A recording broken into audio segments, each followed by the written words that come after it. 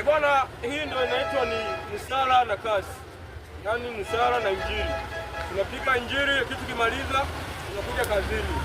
Sio wale wanaosema tu Yesu asifiwe alafu kazini hawaendi. Hapana, niko na Masai hapa, ndugu yangu, nimeshatoka kanisani huko, nimeshamaliza tayari huduma, tunakuja kazini.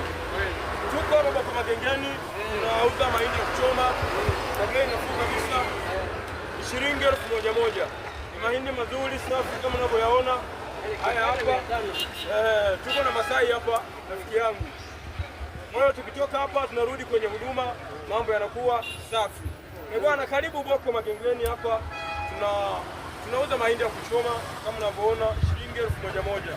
Lakini pia